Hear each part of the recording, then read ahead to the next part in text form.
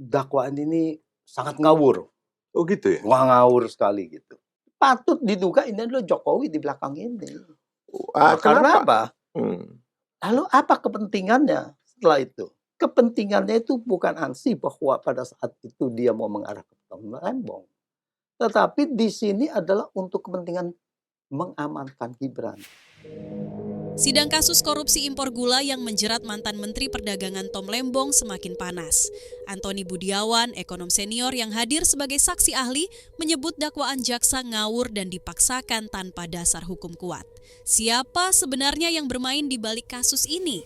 Benarkah ada skenario politik untuk menjegal Tom Lembong dan mendiskreditkan Prabowo? Simak ulasan lengkapnya hanya di Kacamata Channel. Assalamualaikum warahmatullahi wabarakatuh, teman-teman.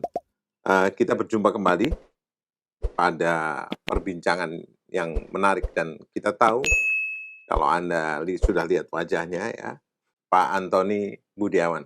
Salah seorang yang menurut saya kira-kira sekarang paling asal aja ngomong, asal dalam tanda petik ya, asal dalam tanda petik. Nah, beliau ini kemarin kita undang tidak bisa datang karena menjadi saksi ya, saksi meringankan gitu. Saksi ahli. Saksi ahli. Oh, saksi ahli dari kasusnya Tom Lembong. Nah, karena beliau baru fresh from the oven, saya ingin tahu bagaimana itu perkembangannya persidangan Tom Lembong itu, Pak. Ya, ini saksi baru pertama kali dari ini ya, dari siapa? Dari Tom Lembong ya. Sebelumnya adalah saksi dari jaksa. Ini sangat menarik. Setelah saya mempelajari, sebetulnya sebelum-sebelumnya juga saya sudah mengikuti, dan ini semakin kelihatan sekali bahwa sebetulnya tidak ada alasan ini untuk mendakwa dari Tom Lembong. Dakwaan ini sangat ngawur. Oh gitu ya? Wah, ngawur sekali gitu. Dipaksakan juga? Dipaksakan. Jadi jelas sekali itu sangat ngawur. Begini, inti dari dakwaan intinya adalah dua hal. Pertama adalah bahwa impor gula itu harus dilakukan gula dalam bentuk finished goods, gula kristal putih. Nah ini menurut mereka. Karena dalam rangka stabilisasi pangan. Di situ mereka merujuknya kepada pasal 4. Peraturan Menteri Perdagangan. Yang bunyinya impor gula kristal putih hanya dapat dilakukan dalam rangka kestabilan penyediaan stok gula dan kestabilan harga gula. Jadi dianggapnya bahwa ini adalah impor gula putih kewajiban. Ya. Kalau kita membaca dengan benar, pasal 4 itu adalah pembatasan bukan kewajiban. Oh, berbeda sekali dong. Berbeda sekali. Nah, pembatasannya di mana? Gula kristal putih hanya dapat dilakukan. Ini kan berarti prasyarat. Tertentu, ya. Berarti ini prasyarat kan? Prasyarat kalau ada jika ada kenaikan harga yang situasi yang tidak terkendali atau yang tidak gitu terkendali, maka diperlukan stabilisasi harga. Ya, harga gula. Itu pertama. Kalau tidak ada kondisi yang tadi, ya, harga meroket dan sebagainya, maka impor gula kristal putih tidak boleh dilakukan, kan itu? Iya. Nah, lalu kita lihat kondisi pada Januari itu bagaimana? Ketika Tom Lembong jadi menteri. Ya, dia memberikan izin impor pada penugasannya kepada perusahaan perdagangan Indonesia PT PPI BUMN dan izin impor adalah tanggal 20 Januari. Oke. 2016. Nah, sebelumnya sudah ada rapat koordinasi tanggal 7 Desember dan 28 Desember yang menyatakan bahwa kondisi gula kita, Nasional. gula nasional itu dalam kondisi yang persediaannya bisa habis pada bulan April kalau tidak dilakukan impor. Nah, jadi begini, bunyi rapat koordinasi adalah pada awal Januari kita kekurangan gula sebanyak 200.000 ton.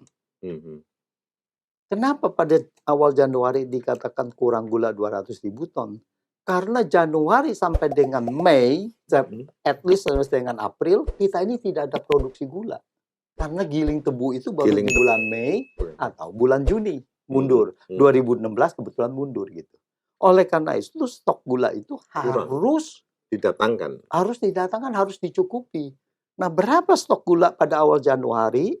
Dia harus ada paling sedikit, kalau hitungan saya adalah 1,25 juta ton. Batas aman. Ya, 1,25 juta ton gula kristal putih. Yang aman lagi adalah 1,5 juta ton.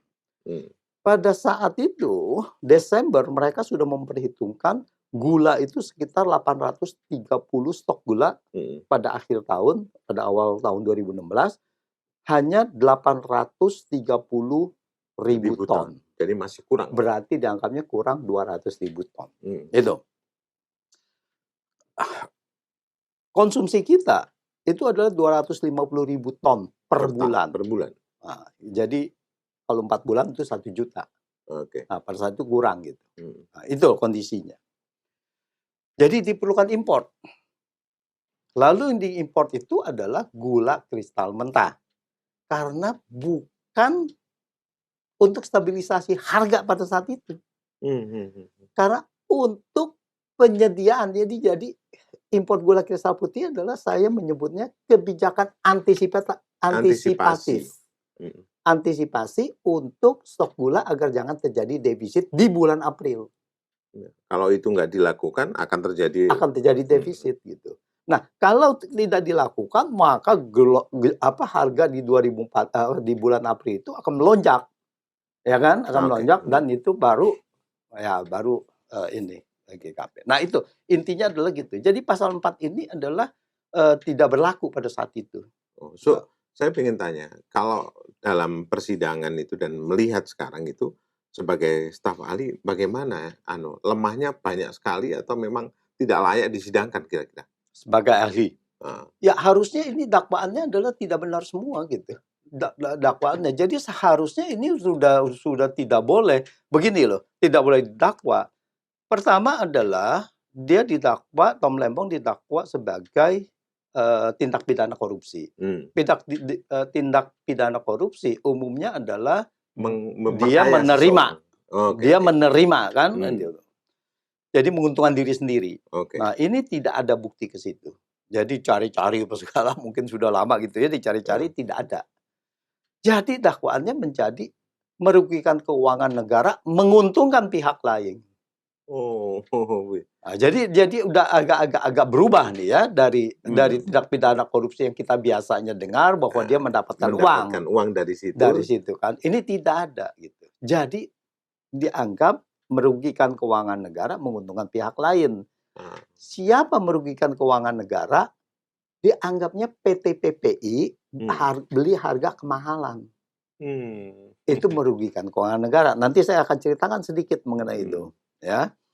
Nah, menguntungkan pihak lain, siapa menguntungkan pihak lain? Yang diberi persetujuan impor, yang diberi tugas untuk memproduksi gula kristal mentah menjadi gula kristal putih.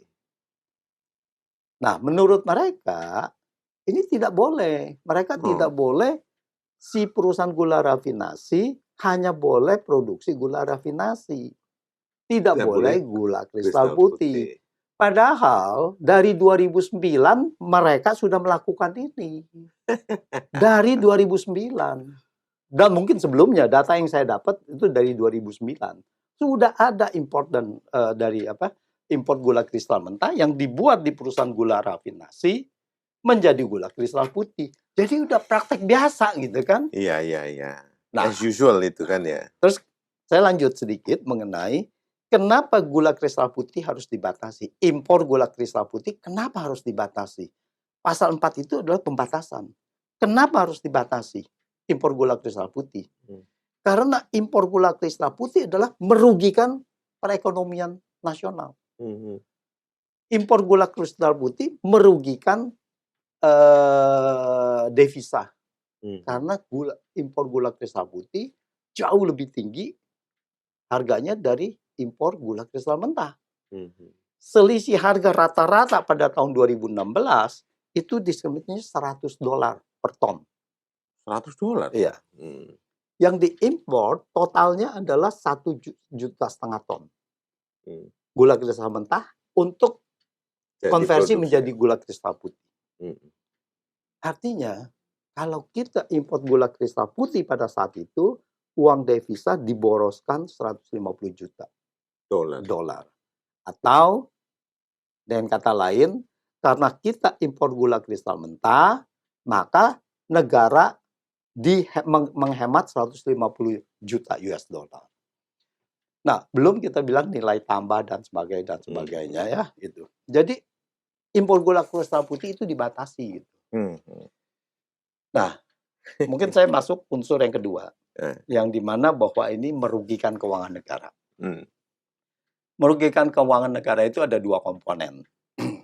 Komponen pertama adalah katanya bahwa pembelian dari PT PPI, ya, Perusahaan Perdagangan Indonesia, dia BUMN, itu lebih mahal. Kemahalannya dari apa? Harga mana?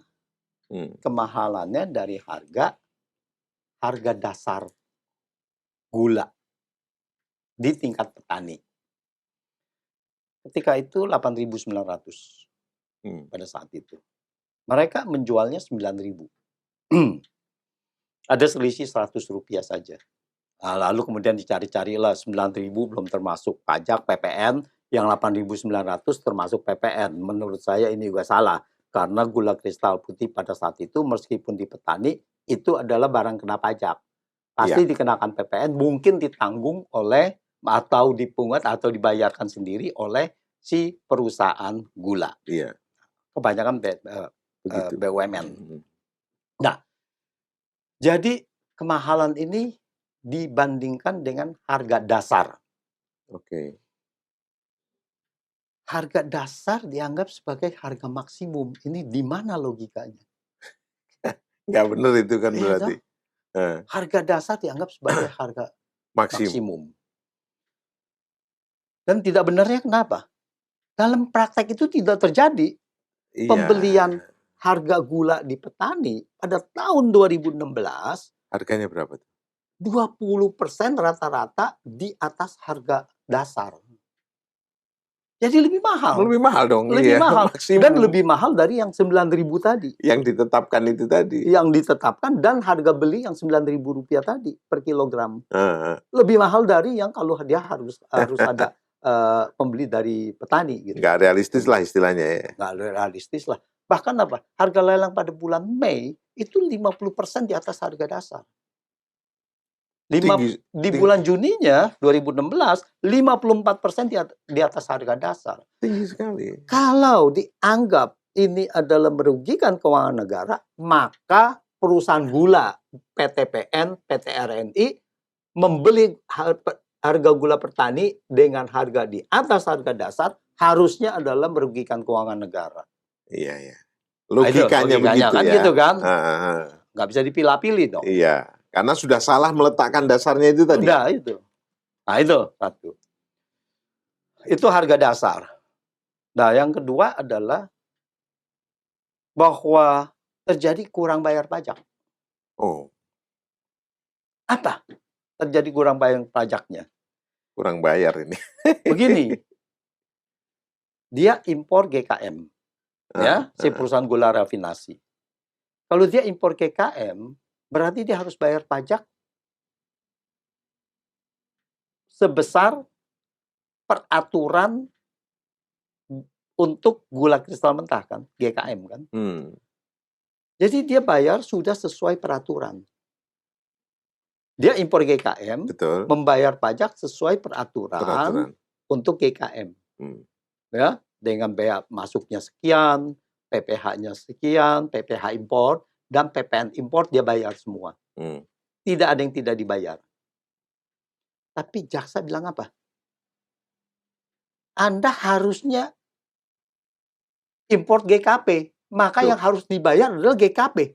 Lah, orang import GKM tapi harus disuruh bayar GKP itu gimana? Aturan baru kali. Kan sangat aneh kan? Kalau ini seandainya ini bayar, maka ini ada double kesalahan lagi. Iya dong. Berarti apa? Berarti seolah-olah si perusahaan gula itu impor GKP toh? Iya, bukan GKM ini.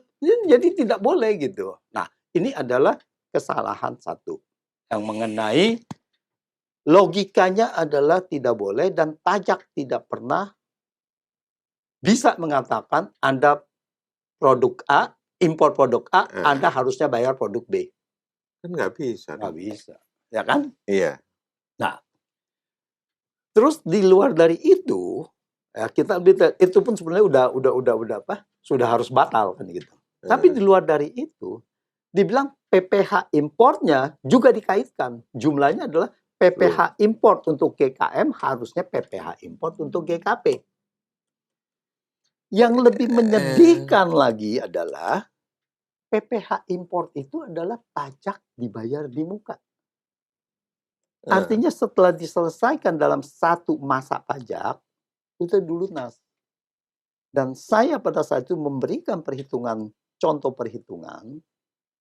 Begini, kalau impor GKM pasti ada nilai tambah di dalam ekonomi. Kalau ada nilai tambah di ekonomi, berarti pajak juga lebih tinggi. Jadi kalau kita impor GKM, ada satu perusahaan, ada dua perusahaan, yang satu impor GKM, yang satu impor GKP.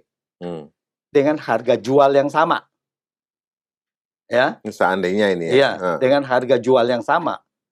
Labanya lebih besar dari si laba GKM, impor GKM, daripada laba impor GKP.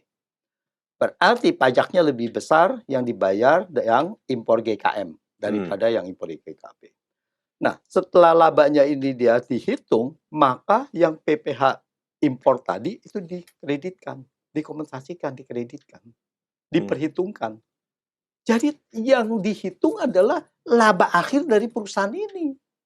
Dan ini lebih menguntungkan, lebih besar gitu. Gitu. Jadi tidak ada ini mereka sudah sangat kacau sekali, dan saya bingung kenapa ada ini kalau nggak salah yang dihitung dari perhitungan BPKP. Padahal yang mengeluarkan BPKP. BPKP. Ini BPKP harus di-challenge ini. Iya. Ya? Pak Lutfi mungkin minta mereka menjelaskan di podcast ini. Oh boleh, boleh. Ya kan? Iya. Bagaimana dasarnya itu? Apakah benar bahwa itu? Ini kan pajak bayar di muka gitu. Ya, kalau bisa dihadirkan dengan saya juga gitu. Oh, menarik. Ya kan? Iya. Nah, jadi di sini tidak mungkin. Dan PPN impor. PPN impor kan kita tahu. Ini kan PPN masukan dan ada PPN keluaran. Betul. Jadi itu termasuk kerugian negara di ininya.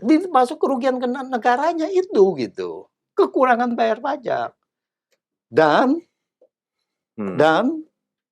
yang berwenang menentukan itu adalah kurang bayar apa tidak, kan harusnya Dirjen Pajak atau Dirjen Bea Cukai. Kan? Emang siapa yang kalau?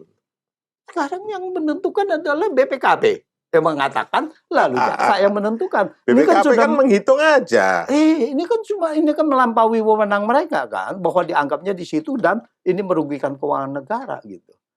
Dan kalau seandainya pun pajak, itu kan ada mekanismenya. Pemeriksaan dulu, ya benar apa enggak yang diimpor GKM. Malah kalau impor GKM dibayar GKP, malah disalahin lagi sama pajak. Iya dong. Kembaliin atau apa kan gitu. Nah itu. Jadi artinya begini, bahwa memang sidang ini sidang sudah disetel sedemikian rupa gitulah ya. disangkakannya itu menjadi tersangka itu sudah, saya melihatnya sudah di-setel sedemikian rupa gitu. Apalagi kalau kita lihat kronologis bagaimana Tom Lembong itu menjadi tersangka dan ditahan. Itu lebih jelas lagi. Saya kira semua orang tahu bahwa dulu Tom Lembong adalah membela Anies gitu kan ya. Tarik sampai sini kan gitu. Iya. Kira-kira gitu ya? Saya rasa begitu. Kan pendapat saya begitu.